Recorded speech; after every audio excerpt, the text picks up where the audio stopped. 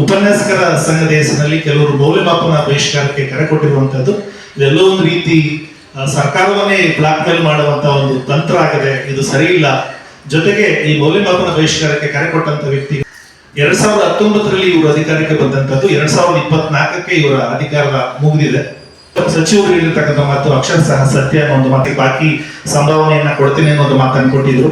ಅದರಂತೆ ಕೊಟ್ಟ ಮಾತಿನಂತೆ ಅವರು ನಡ್ಕೊಂಡಿದ್ದಾರೆ. ಈಗಾಗಲೇ ಬಾಕಿ ಇದ್ದಂತ ಎಲ್ಲ ಮೌಲ್ಯಮಾಪನ ಬತ್ತಿಗಳು ಎಲ್ಲ ಉಪನ್ಯಾಸಕರಿಗೆ ತಲುಪಿದೆ.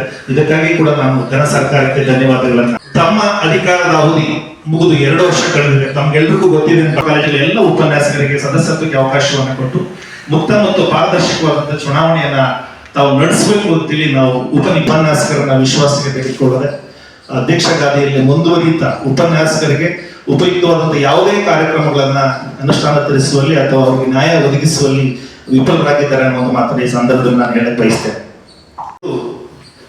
ಮೂಲತಃ ಅವರು ರಾಮನಗರ ಜಿಲ್ಲೆಯ ಗ್ರಾಮೀಣ ಭಾಗದ ಸರ್ಕಾರಿ ಪದವಿ ಪೂರ್ವ ಕಾಲೇಜು ಅವೇರಳ್ಳಿ ರಾಮನಗರ ತಾಲೂಕು ಇಲ್ಲಿ ರಾಜ್ಯಶಾಸ್ತ್ರ ಉಪನ್ಯಾಸಕರಾಗಿ ನೇಮಕ ಆಗಿದ್ದಾರೆ.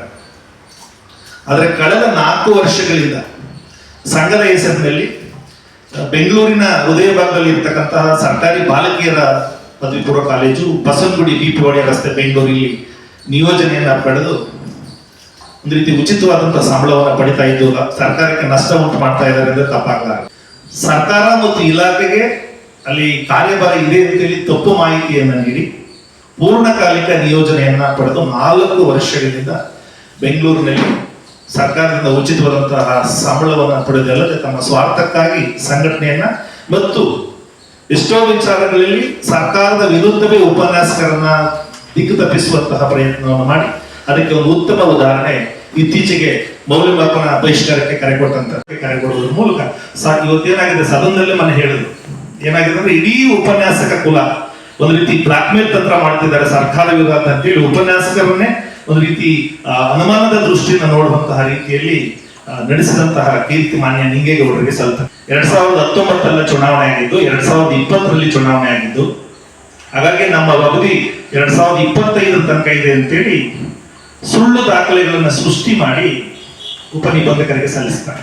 ತಮ್ಮ ಬೇಕಾದ್ರೆ ಅದಕ್ಕೆ ನಾನು ತೋರಿಸ್ಲಿಕ್ಕೆ ಕಚೇರಿಯಲ್ಲಿ ನಮ್ಗೆ ಖಂಡಿತ ನ್ಯಾಯ ಸಿಗ್ಲಿಲ್ಲ ಸರ್.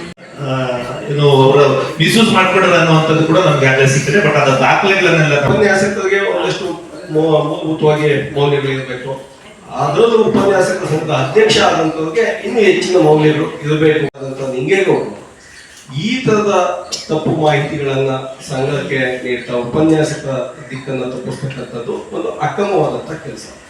ನಿಯೋಜನೆ ಮೇಲೆ ಬಂದು ಇಲ್ಲಿ ಕೆಲಸವನ್ನ ಮಾಡ್ತಾ ಇರ್ತಕ್ಕಂಥದ್ದು ಕೂಡ ಒಂದು ತರದ ಅಕ್ರಮವೇ ಅಂತೇಳಿ ನಾನು ಪತ್ರಿಕೆಗಳಿಗೆ ಅವುಗಳ ತಾವು ಲೆಕ್ಕ ತಾವು ಚುನಾವಣೆಗಾಗಿ ಒತ್ತಾಯವನ್ನ ಮಾಡ್ತಾ ಇದ್ವಿ. ಮೊದಲು ಅವರು ತ್ಯಾಗವನ್ನ ಮಾಡಿ ಚುನಾವಣೆಗೆ ಒಂದು ಅವಕಾಶವನ್ನ ಮಾಡಿಕೊಡ್ಬೇಕು ಅಂತೇಳಿ ಆಗ್ರಹವನ್ನ ಮಾಡಿ ಮತ್ತೆ BR ಅವರೇ ಕೊಟ್ಟಿರುವಂತಹ ಪ್ರಮಾಣ ಪತ್ರದಲ್ಲಿ ಹೊಸ ನಕಲಿ ಪ್ರಮಾಣ ಪತ್ರವನ್ನು ಸೃಷ್ಟಿಸಿ ಇದರಲ್ಲಿ ಅವಧಿ 2020ರಿಂದ 25ರವರೆಗೆ ಅಂತ ಹೇಳಿ ಪ್ರಮಾಣ ಪತ್ರವನ್ನು ಸೃಷ್ಟಿ. ಇಲಾಖೆಯಲ್ಲಿ ಒಂದು ಅತ್ಯಂತ ಸದೃಢವಾದಂತಹ ಸಂಘ ಮತ್ತು ಸರ್ಕಾರದ ಮಾನ್ಯತೆ ಪಡ್ಕೊಂಡಿರುವಂತಹ ಸಂಘ.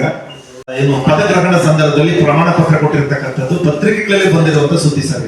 ಮತ್ತೆ ಡೇಟ್ ಇಲ್ಲೇ ಇದೆ ನೋಡಿ 24/2019 ಡೇಟ್ ಕೂಡ ಶಾಸಕರ ಭವನದಲ್ಲಿ ನಡೆದಿರುವಂತಹ ಕಾರ್ಯಕ್ರಮ ಇದು ಅವರು ನಕಲಿ ಮಾಡಿ DR ಕೋರ್ಟ್ಗೆ ಸಬ್ಮಿಟ್ ಮಾಡಿರುವಂತಹ ಒಂದು ಸರ್ಟಿಫಿಕೇಟ್.